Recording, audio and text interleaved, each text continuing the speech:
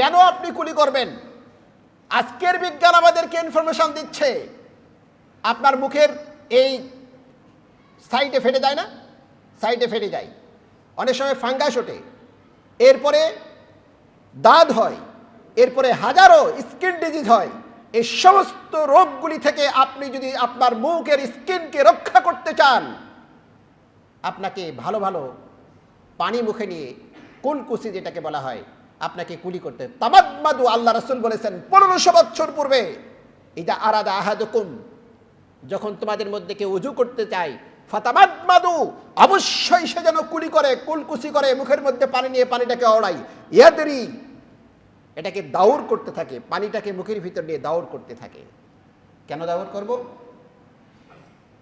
দাউর করব এই জন্য বিজ্ঞান আমাদেরকে বলছেন, আল্লাহ রাসূল বলে গেছেন কথাগুলি, আজকে তারা রিসার্চ করে আমাদের কাছে ইনফরমেশন দিচ্ছে। তাদের জন্য, এই জন্য তাদেরকে ধন্যবাদ জানাই। আমরা তো পারি নাই, এই সাধুবাদ তাদের।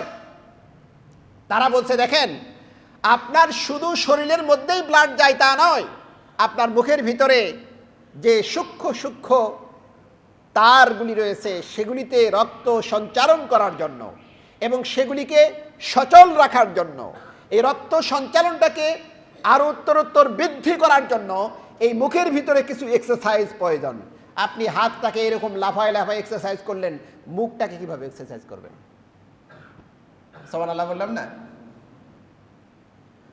রাসূল আমাদেরকে শিখিয়ে দিয়েছে, তোমরা যদি উযু করতে চাও, ফাতামাদমাদু, তোমরা উযু করো। বুখারীতে আসছে, মুসলিমে আসছে হাদিসগুলি। ফাতামাদমাদু, তোমরা কুলি করতে থাকো। আপনি যখন কুলি করবেন, তখন বিজ্ঞানরা বলছে যে কুলি করতে বলেছে ইসলাম, আল্লাহ রাসূল, কিন্তু লাভটা কি আমাদের তো জানা দরকার। কেন কুলি করব? এই জন্য কুলি করব যে তারা বলছে সেপটিক ম্যাটেরিয়াল, অর্থাৎ কিছু দুর্গন্ধ আপনার মুখের মধ্যে তৈরি হবে। এই সেপটিক বা দুর্গন্ধ যেটি, এই পদার্থগুলি থেকে আপনার নিজের শরীরকে রক্ষা করতে হবে এবং আপনার পেটকে রক্ষা করতে হবে। বিজ্ঞান বলছে মানুষের মুখ থেকে, দাঁত থেকে যে পয়জনগুলি, ময়লাগুলি আমাদের লালার সঙ্গে পরিষ্কার না করার কারণে পেটের ভিতরে চলে যায়, আমাদের অজান্তেই পেটের যে অসুখ তার 80% এই দাঁত এবং মুখ থেকে ময়লা গিয়ে গিয়ে পেটের মধ্যে জমা হয়। 80%। আমি পড়ে বলছি, তারা সত্য মিথ্যা তারা জানে, আমি জানি না। কারণ আপনার মুখের মধ্যে দুর্গন্ধ আছে, দাঁতের মধ্যে পায়রিয়া হয়েছে, দাঁতের পুঁজ হয়েছে, মুখের মধ্যে সমস্যা হয়েছে, এগুলি আপনার অজান্তেই, আপনি জানেন না, কিন্তু আপনার লালার সঙ্গে, আপনার খাবারের সঙ্গে এগুলি পেটের ভিতরে জমা হচ্ছে। জমা হয়ে হয়ে আপনার এই একটা জায়গা থেকে হাজারো রকমের ব্যাধি তৈরি হতে পারে।